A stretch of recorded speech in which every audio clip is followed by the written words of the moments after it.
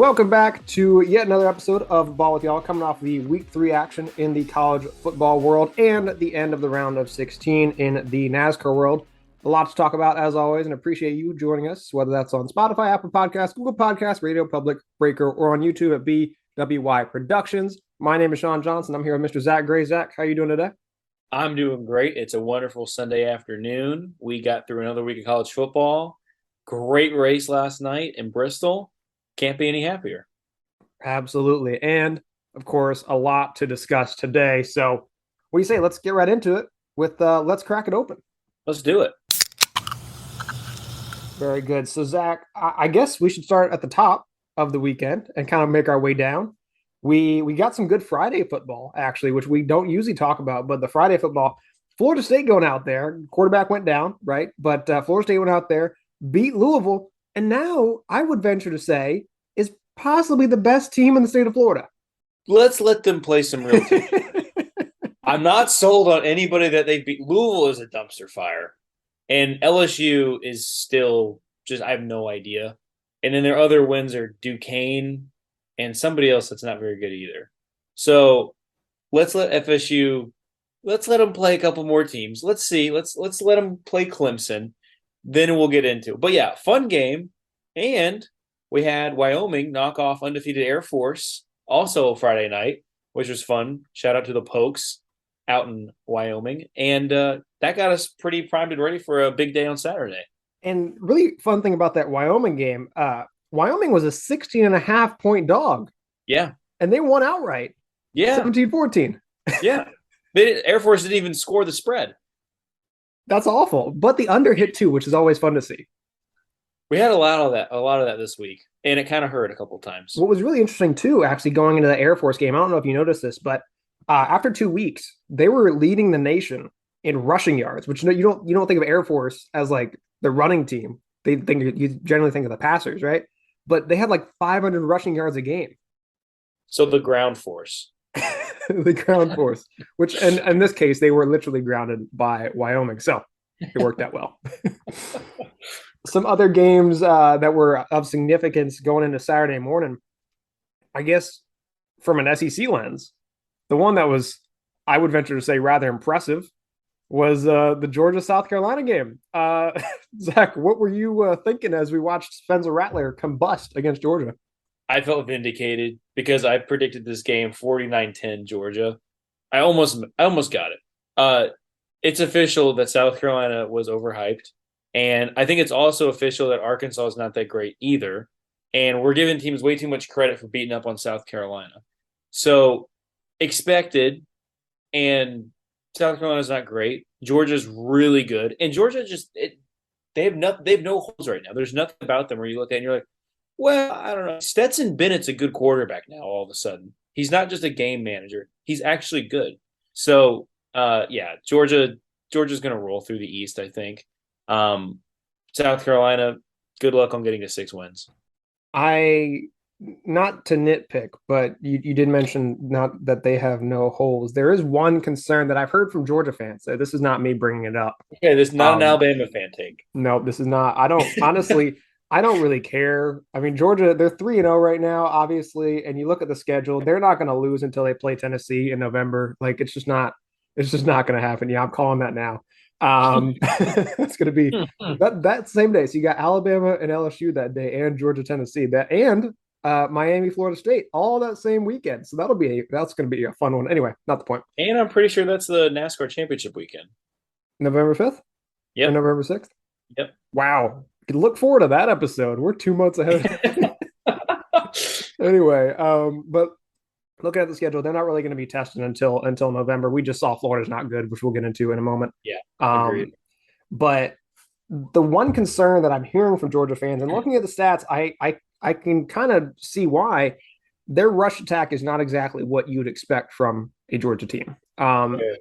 Fair. The passing game obviously is dangerous, and they don't even have their full complement of weapons right now. I think it was their top receivers out yesterday. They've had a couple other guys that are kind of in and out. Arik Gilbert didn't play at all yesterday. The guy who transferred in from LSU. So some injuries there, but generally speaking, the passing game is fine. it's the rushing game that concerns me. I'm especially looking at yesterday when Stetson Bennett is your leading rusher um, at 36 yards. That's not exactly a good indicator. Again, does it matter? You win, it's fine. But when you're facing off against the Tennessees, the Floridas, the Kentuckys, the Alabamas, you'll probably need both sides of that equation working out well. But we'll see how that Mm-hmm. shakes out. I'm not really sure that really means anything at this stage. Yeah, I agree. In terms of the noon games, though, there really wasn't much action going on. I thought we might get a good game with Oklahoma, Nebraska, just because Nebraska, but that did not happen. Oklahoma's seemingly got a pretty good squad this year. Nebraska, they fired their defensive coordinator today. Like, how do you get fired by the guy who's replacing the guy who just got fired too? That's another thing. But that's really bad. But that game was pretty much a walk in the park for Oklahoma. And in terms of the noon slot, there really wasn't much going on. I think there was a little bit of attention to that Georgia game, and then the rest of it was kind of just like, okay, we're moving on to 3:30. I will say the Purdue Syracuse game was Mm, incredibly fun. good point. I think at half, I forget what the score was, but it was looks like it was 9-3 at half. And the final ended up being 32-29. Like they scored so many points in the second half. It did. And Purdue had it locked up. Like, Hmm. well, first off, So many times. so many times. And then Aiden O'Connell, the quarterback for Purdue, did his best to try to lose that game because there was a Hmm. point where Purdue was, I think they were down 18-15 or something along those lines. It was like first and 10 at the Purdue 25. Like the drive had just started. It was nothing crazy. And O'Connell was about to get sacked, and he thought, I guess it was do or die right at that point, which it really wasn't. It was basically like mid fourth quarter, so they had a lot of time. And so he decided, rather than taking a 6-yard sack, to just fling it aimlessly 3 yards into the hands of a defensive lineman and then have that returned for a touchdown, 18 yards the other way. At that point, you're thinking, okay, well, Syracuse has got this locked up, 25-15. There's no way. And then very quickly, Purdue gets the ball back, scores, and then a touchdown with all of 51 seconds to go. You're thinking, okay, we're good. And then Hmm. they proceed to have not just one, but two unsportsmanlike conduct penalties. All of a sudden, they're kicking from the 10-yard line and not from the 40. I mean, Syracuse gets the ball basically at midfield, and then they score with 7 seconds to go. Yeah, that was nuts. That was nuts. That was. I kept checking the score of that game, and I was like, "There's a lot of football happening here," and it didn't disappoint either. So shout out to Syracuse, who's undefeated. And looking at their schedule, I'd venture to say they could. I mean, it sets up for a potentially really good matchup on October 15th, in just 2 or 3 weeks from now when they play NC State. Yeah, I mean, we're at that point in the year too where it's like it's fun to see like what teams are still left that's undefeated. Like, who would have thought Florida State, Syracuse, they're still undefeated. You have other teams that have like Penn Kansas, State undefeated at this point. Kansas, Duke. Kansas and Duke are 3-0 and they're playing each other this week. the The fact that basketball. that game day, yeah, the exact basketball. The fact that game day's not there, absolute travesty. Yeah, especially after what we saw Florida do this past weekend. But Yeah, Tennessee's going to walk. We'll get to that in a second. But moving into the afternoon slot of things, Notre Dame survived against Cal. Notre Dame's not good. Cal's also not good. They still almost found a way to lose that game when they should have won by about 14. And then we got to the 3:30 spot, which is when I thought we'd have some good games. Specifically, I really felt confident about that BYU Oregon game being a good game. Wow, was I wrong with that? What were your thoughts when it was 38-7 Oregon? so obviously there was so much going on. I was not closely watching that game. But a couple things. Apparently, Bo Nix did not have to throw more than two downfield passes. So their Yeah. entire attack was very much within basically 5 or 10 yards of the line of scrimmage. And to that extent, they just ran all over BYU, which makes you begin to question, okay, how good is Baylor? And then to that extent, is Oklahoma going to run away with the Big 12? Because if it's not Oklahoma State, like who else is going to compete with them? And clearly Baylor is not really. I mean, if Baylor had to go to double overtime to lose to this BYU team, that okay, again, just association. Georgia blows out Oregon. Mm-hmm. Oregon plummets down the top 25. And all of a sudden now they're relevant again. Yeah, they're back. And BYU is not Yeah. suddenly. It's I think crazy. I think Baylor is actually decent. I think going into Provo at night is tough for any team. That's why I had BYU winning that game. And then I really believed that they were actually good and it wasn't just an environmental thing. And they got absolutely walked by Oregon. I don't know what both of those teams are. I don't know what BYU and Oregon are. I don't know. That none of their season makes any sense. They each have a great win. They each have a horrible blowout loss. So I don't get that. But I was hyped up for that game.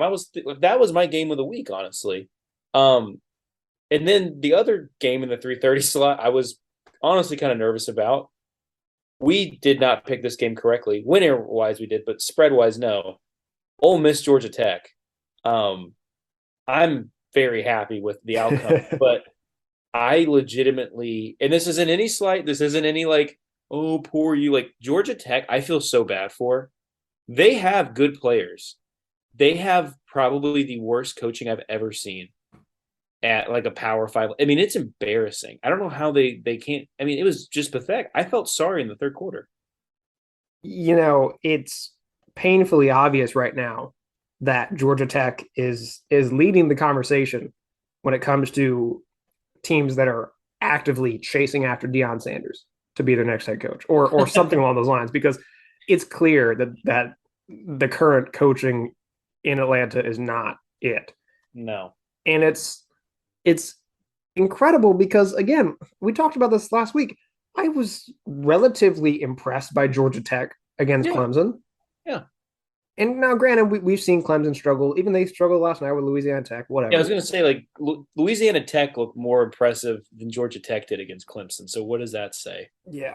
And But at the time, yeah, and at home no less. Now I know it's Georgia Tech's home atmosphere isn't exactly, it's not Neyland Stadium, it's not Bryant Denny, it's not the Grove, but it's something.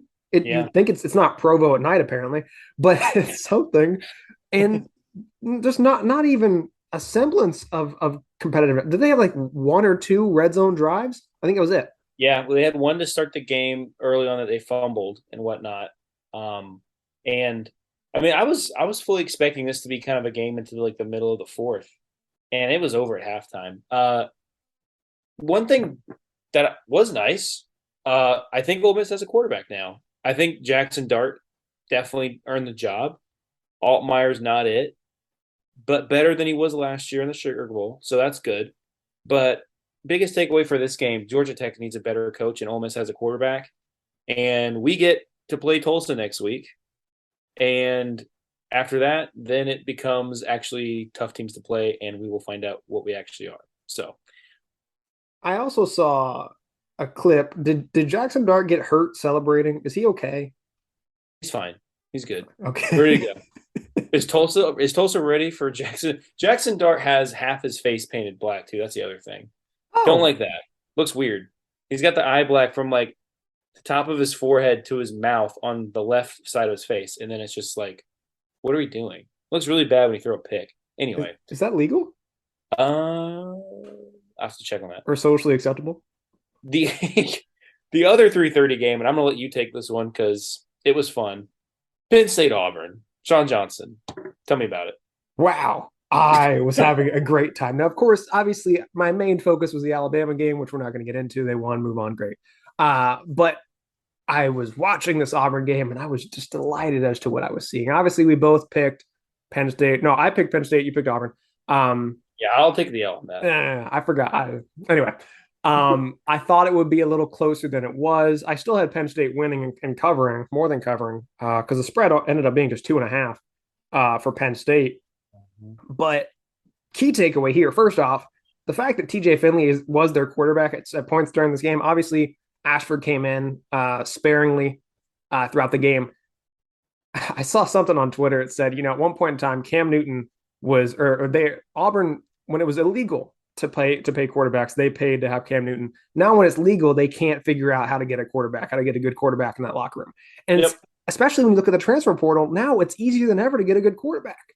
So Yeah. how can the Auburn Tigers not pull this off? We mentioned earlier Georgia Tech and their horrid coaching. right now, it's not a matter of if Brian Harsin will get fired. It's a matter of when. Mm-hmm. And honestly, I feel like he's safe in the short term just because they just fired the athletic director just left anyway, Alan Green. So who even would fire him? I don't know. But right now, looking at the schedule, I don't even know if 4-8, maybe 3-9 are out of the question. I mean, it's bad. No, it's bad. Have you looked at their schedule? I know. I'm looking at it right now. Let's go through the schedule Now as we sit here. they're gonna win. They're gonna win their next game. They're gonna beat Missouri. Yes. Um, LSU loss, Georgia loss, Ole Miss loss, Arkansas loss, Mississippi State maybe, Mm-hmm. A&M maybe, Western Kentucky. You'd think so. Are we sure? Because they gave Indiana hell this week. That's true. But how good is it? I mean, like, we don't know. We don't know so much about these teams. Like, who's to say what? I mean, Auburn's going to have, Auburn is going to pop off a win against a team like randomly in like October. Like, they'll knock off Ole Miss or they'll knock off Arkansas just out of like the blue. They'll get absolutely like walked by Georgia, but they're going to win at least 5 games. But even if that happens, they should fire Harsin. I just looking at the schedule, I wonder if he's going to make it throughout the month of October.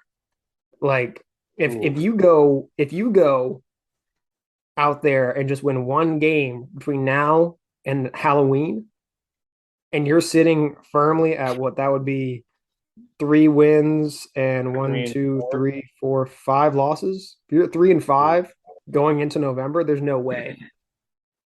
I just don't. I mean, Yeah, if that'd be bad. if Arizona State just fired Herm Edwards, if Scott Frost is already gone at Nebraska and it's still September, there's no way they hold on to Harsin that long. Especially, That's they're probably still going to be in the. They're to your point about Georgia Tech, they're probably going to be in the same conversation with the same people, with the Deion Sanderses of the world, with the Hugh Freezes of the world. I saw some people, and you'll hate this, some people saying they should go after Lane Kiffin. And if you're going to do that, you've got to no, get ahead of it. no, no, no, no, no, no, no, no. Listen, Lane's staying. He survived the Florida coaching search. He survived the LSU coaching search. He survived Notre Dame. He survived. There was one other one. Who was the other coaching search last year that was big? There's USC, one other one. USC, No. no, Yes, Oklahoma. USC. Yeah, USC. USC and Oklahoma. So we're good. We're good. Lane's You're there. Lane's fine. there.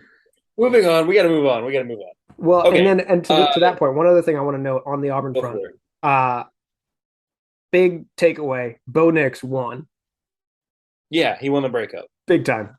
Big time winner of the breakup. The fact that, Wear that belt proud, Bo. like, wow, what? And I thought Auburn was a Bo Nix problem for so long. Clearly, it's an Auburn problem. Yeah, I know. Yeah, that ooh, boy, I wouldn't like that. Um Before we jump to the night games that we're going to talk about, almost had some crazy upsets in the afternoon slot. My school Liberty almost took down Wake Forest. Going for 2, love the call. Good play call too. I could live with that. But way to hang in there for the Flames. 37-36 for Wake Forest, who looks very beatable, by the way. So let's hold off on them being the ACC champions. The other game, Arkansas, Missouri State. I mean, on paper, they win by 11. It's not too crazy. Missouri State's a relatively respectable FCS program. Bobby Petrino returning back to Arkansas, first time since his motorcycle incident. But that game was 17-0 at one point. Yeah, it was, and it Arkansas needed some late points to get ahead there, and I think the final was 38-27, but that's not reflective of what went on in that game. No, at all. It makes you really question how good that Razorbacks team is. I keep saying the only team that I look at, I'm like they haven't had a game like we're sketchy yet is Georgia. Georgia and Ohio State, really. I mean, actually, let me take that back. No, but the other Michigan. game, Michigan. Well, they've played horrifying teams. Yeah, they've played Hawaii, who I hate them. We'll get into that later. They've played Hawaii, UConn, and Colorado State. Also, they missed the over in the Colorado State game in week 1 by a point. They missed the over on the Hawaii game by half a point. And yesterday, it pushed on the over under. That's crazy. So whatever your trend is, Michigan will cover the over under next week. So over on Michigan, bet that. Anyway, besides other game that was almost a huge upset, not huge, but would have been nuts. South Alabama, UCLA. That's your state. What were your thoughts on that? So there were two things. There were multiple things in the state of Alabama happening at one time, right? Alabama's playing ULM, Auburn's playing Penn State.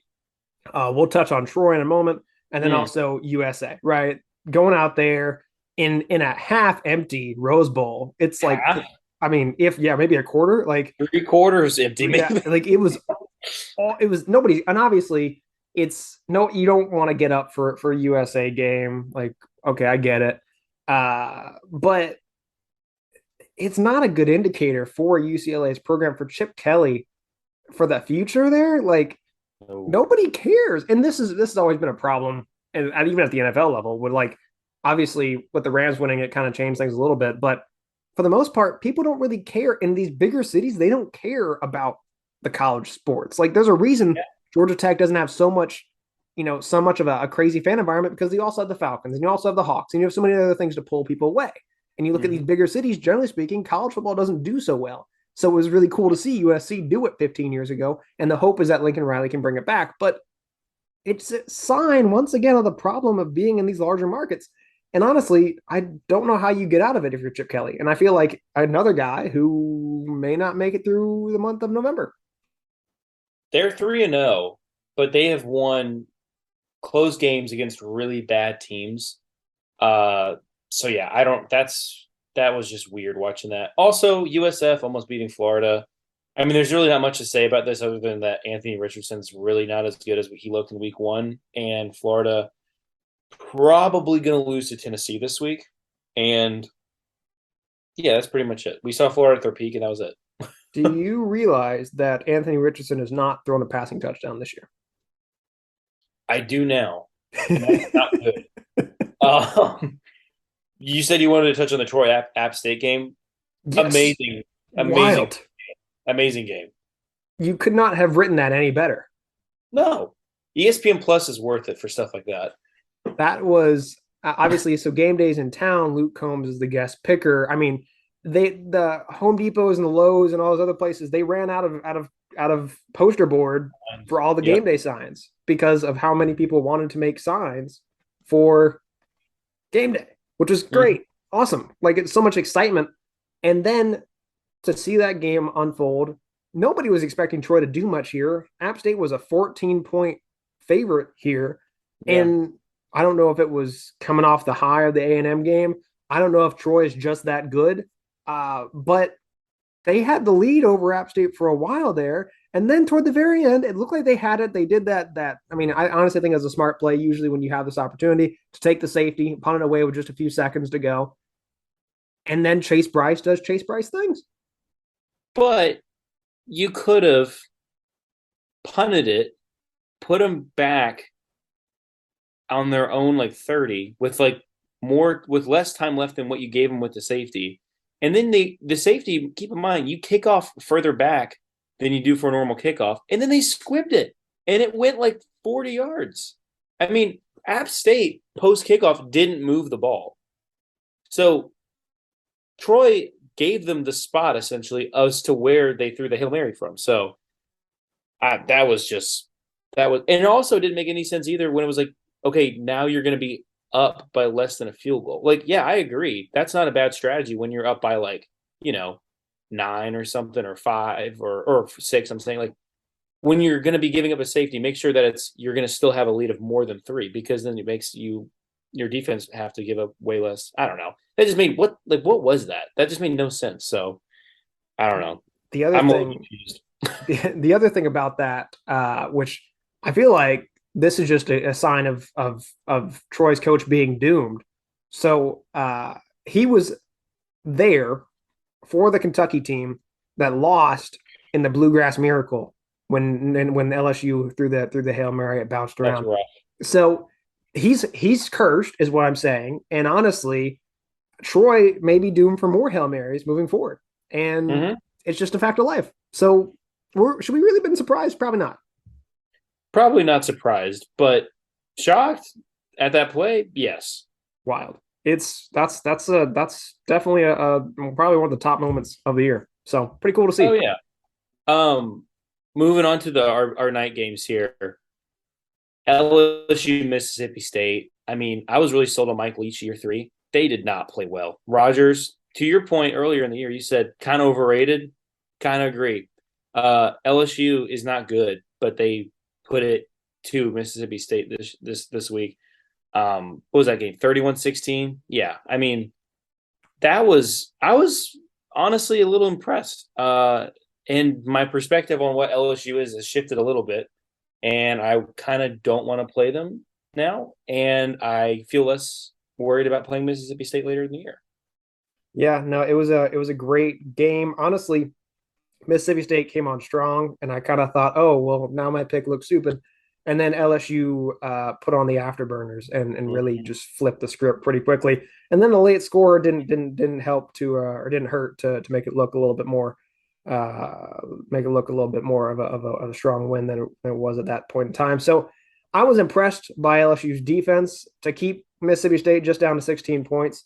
Uh, Even though, yes, I know Will Rogers he's a gunslinger, but the fact that he threw 42 passes and only came away with 214 yards, that's Mm-hmm. pretty impressive for Brian Kelly in that defense. The fact that they forced him into some situations where he did throw that interception at one point in time. I mean, they did fumble the ball twice, but they didn't lose either of them, so I guess it kind of worked out. But LSU's defense showed up. The offense did well. Jaden Daniels performed. I'm kind of encouraged if I'm an LSU fan. Now, I'm not saying they're going to go out there and win, 8 or 9 games, but it's not as bleak as we once thought. It's better today than it was yesterday. That's for sure. Correct. Uh, the other game I was watching during that, and maybe you were too, that shocked me. Washington, Michigan State. Wow, they look really good. And Michigan State still looks like a really good team to me, but Washington just whipped them. I mean, that was nuts. I did not expect that at all. Mel Tucker play calling. No, not good. Not good, buddy. Gotta fix that before you get into Big Ten play. But shout out to Washington. Michael Penix Jr., 397 yards passing. Washington looks like a team that could play with a USC in the Pac-12. It makes you think that Washington is very much a contender, to your point. Mm-hmm. And I think most people don't think about Washington in this conversation since probably 2017 or so when the wheels kind of fell off there. But Yeah. having Penix Jr., I mean, if you recall back in I think it was it 18 or 19 when he was playing for Indiana, was tearing it up. 2020. Yeah, Yeah. 20, tearing it up. And then of course I think he tore his ACL and then the wheels kind of fell off there. But he is incredibly talented and honestly the best quarterback that Washington has had since was it Browning that was the quarterback there?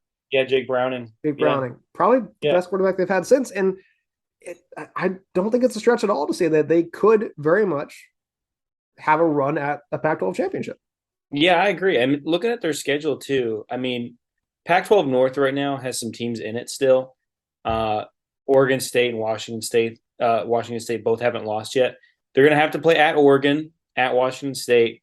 Uh, Game that I really think is going to be interesting. It's in 2 weeks on a Friday night. Washington at UCLA, both undefeated right now. UCLA gets, let's see here, who do they get before this game? They get Stanford. Oh no, I'm sorry, that's Washington. UCLA before Washington gets Colorado, who might be the worst Power Five team in America right now. So UCLA is going to come into that game having beaten Bowling Green, Alabama State, South Alabama, and Colorado. So that game I'm looking forward to. But shout out Washington. That place was rocking too. That looked like a fun game to be at, unless you're wearing green.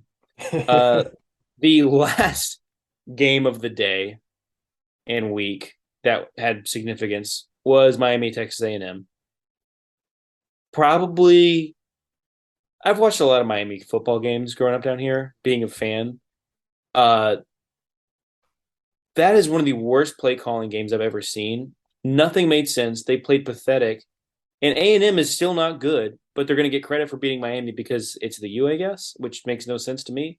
Uh, that was horrible. I saw a lot of comments from Miami fans very critical of the number of field goals that Cristobal was willing to kick last night. I, eh, I mean, I get it, but neither quarterback played well in this game. Tyler Van Dyke was very underwhelming.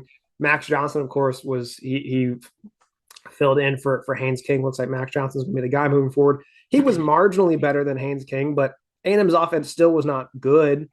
And I mean, we've talked about Alabama, we've talked about Georgia. You can't expect to compete in the SEC if you're hanging your hat on your defense exclusively. No. Georgia had an offense last year, Yeah. right? LSU needed an offense to compete back in 11, and they did it pretty well. So historically, you need at least some semblance of a competent offense, and it's very clear that A&M does not. And I don't know if it's a Jimbo Fisher scheme issue, if it's a quarterback issue, or what. But if supposedly you're going out there and having all these NIL deals, like you've seen, like who was that one guy? There was a video that came out, and he said if you're going to see, you're going to have all these guys out here, and you're going to get paid to come down here. If that's true, then why can't they have competent quarterback play, and why can't they have a coherent offense? I think that question is still a couple years away from getting answered because I mean Jimbo hasn't recruited good quarterbacks there so far. This is what year 5, right? Yeah, 18, 19, 20. Yeah, year 5. Yeah. Yeah. And they've had really honestly only one good season. So yeah, I don't know. But to your point though, A&M's not going to win SEC conference game 17-19. They're going to have to score at least in the past 24. So yeah, that was just boring. What a dud of a game. Miami, same old, garbage, slow, can't finish, can't close, can't hold up to the expectations when they present themselves. So whatever. The ACC is not good. The SEC's worst teams are still better than the ACC's good teams. So, couple things before we get to the Hawaii segment. Shout out Vandy, 3-1. Go Commodores. That's impressive as heck. And the other thing I wanted to make note of was the fact that Arizona State Yes. losing to Eastern Michigan and firing their coach today. Yeah. Uh, what? How did that fall apart so fast? It's not a good time out there in Tempe. It's not Tempe. Is that what it is? Are they in Tempe? Tempe? Yeah, Glendale. Glendale. Yeah. Yeah, Well, less than ideal times. But yeah, and not honestly, good. Herm Edwards, like he's a character. You love him, but apparently they don't love him out there. It is no longer firm for Herm. No, no. But now they've taken the Nebraska route and they are fully on the head coach search. Yeah, and they'll be fine. Do you want to take us into our Hawaii segment now? Let's do it. It's a great time to be alive. Let's get into Hawaii Rainbow Wager Warriors.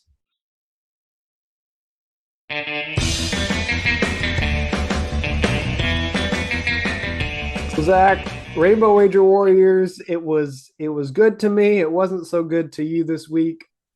Oh my, the Duquesne Dukes actually made it a game against Hawaii. What was your takeaway seeing that Hawaii did not cover? Was it 13 and a half?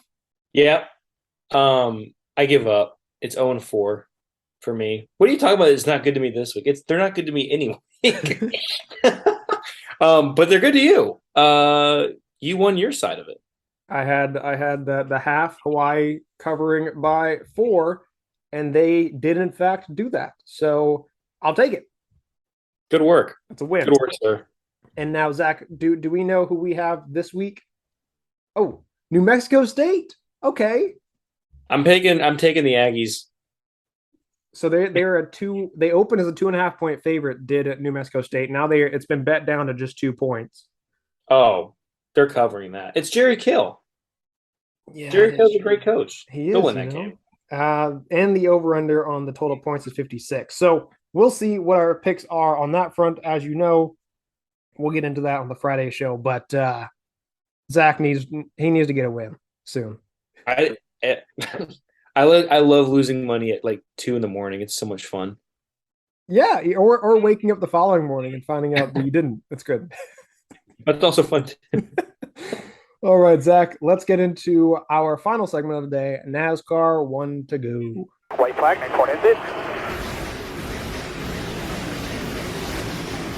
So we are done with the round of 16, now down to just 12 playoff drivers, seeing some really heavy hitters going out in the first round. Zach, what was your takeaway watching this weekend's race at Bristol? That race surprised me. I thought people were complaining, oh, the mechanical stuff and the tires, it's not fun. That was awesome.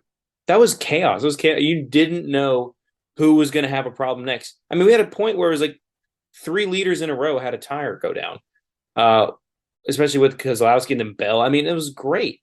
Uh, feel bad for Kyle Busch.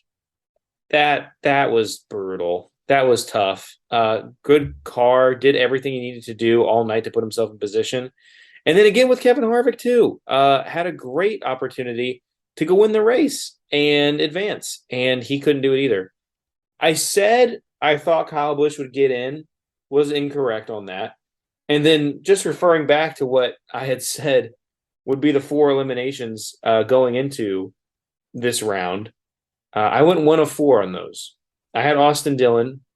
I also had Briscoe, Chastain, and Bowman. Didn't think 3 of those guys would be making the second round, let alone, I mean, I didn't think one of them would make it, let alone 3. So I missed the mark on that a lot. I also have 3 of my guys that I had in the final 8 eliminated in the first round. So doing good over here. What were your thoughts?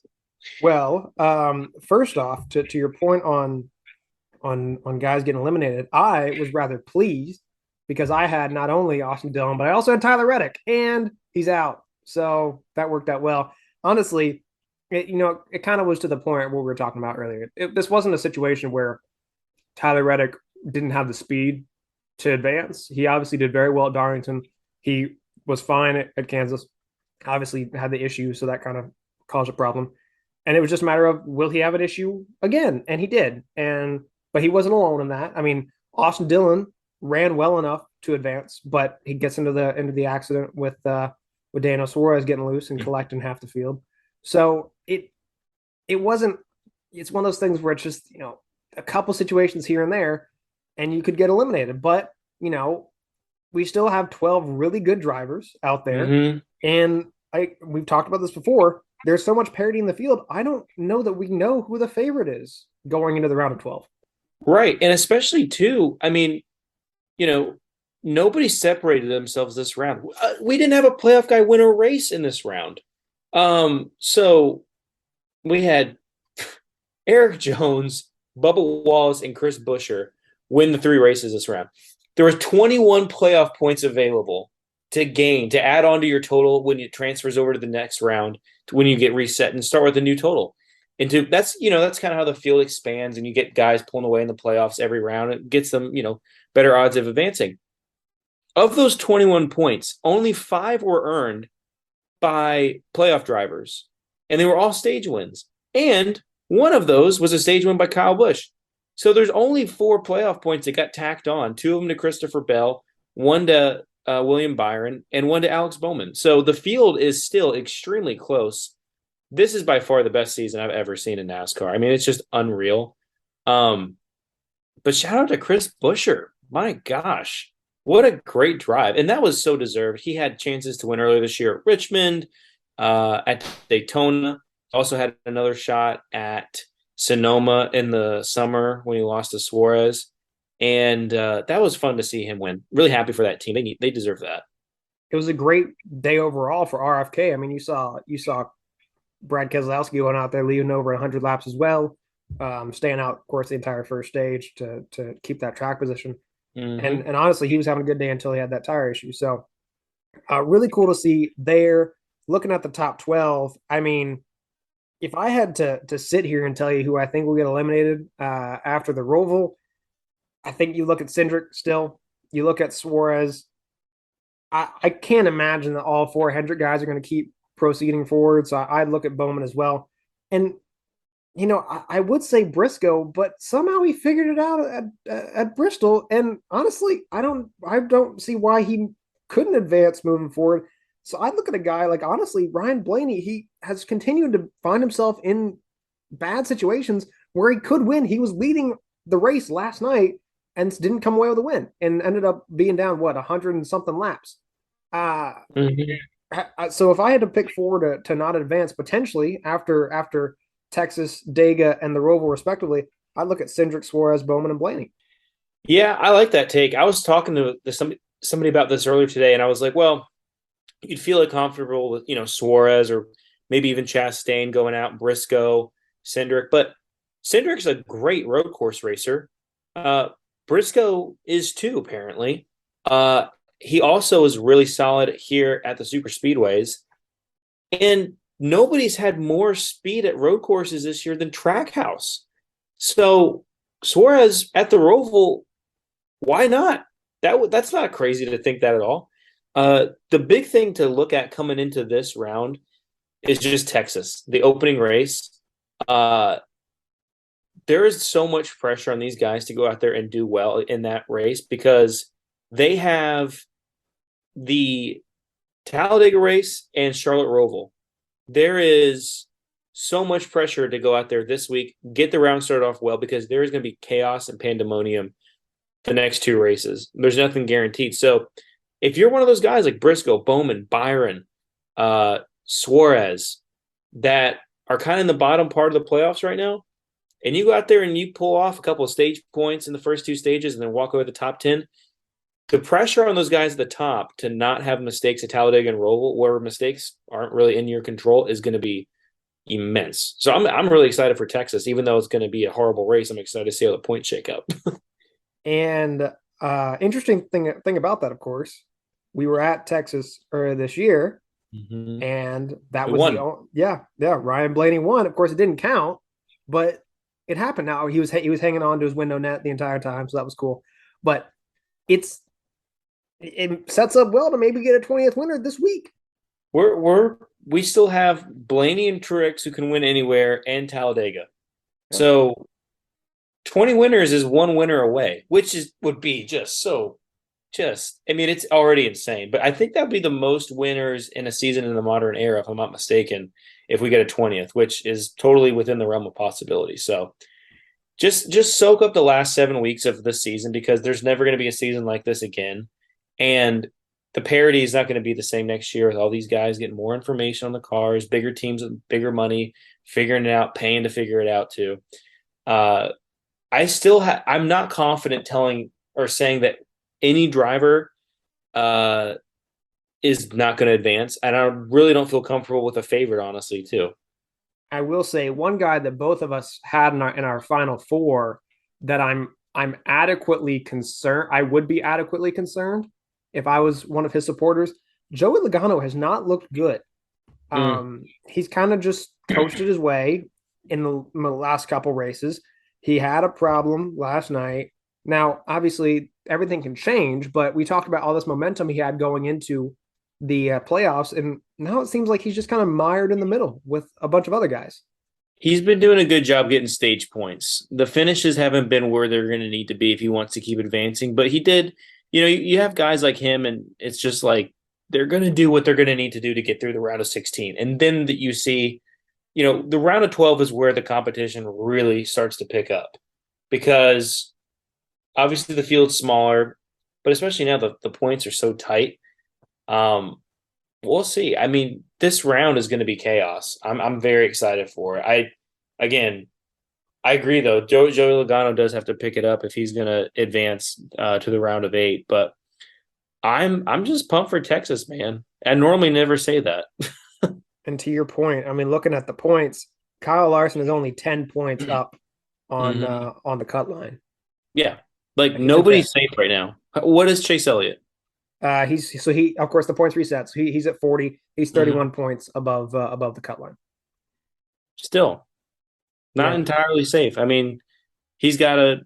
Everybody has to do well at Texas. That's the thing. Like every single person, regardless of their standing, has to do well this week. And that sounds like obviously that's like, yeah, of course they do. But there's really nothing to look at for the next week and be like, oh yeah, you'll do well at Talladega. You can count on that. This season's been crazy. You don't know what that's going to be. Um, I will say one person that is just driving smart, Christopher Bell. Christopher Bell looks like the best car in the field every single week right now. He's consistent. He runs well in the stages. He finishes well. That guy looks like a championship Ford driver right now. Yeah, absolutely. And I think that just goes to show Jeff Burton was on to something. He knew it. We did not. Jeff Burton saw that though. I think the two biggest, success stories come out, or the main guys at the top who kind of impressed me this round: Bell, Hamlin, 2 second place finishes and a decent night last night, and also the 48 and 24. Really didn't see that Speed and Hendrick before that, so I'm excited for Texas, man. Let's get to it. It's going to be a good weekend ahead, of course, and then also a lot of good, really fun games this weekend should be coming up as well. So I think that'll do it for our show today. As always, appreciate you listening and encourage you to check us out on social media: Facebook, Twitter, Instagram, and TikTok as well. But as always, we appreciate you allowing us to talk some ball with y'all. See y'all next week.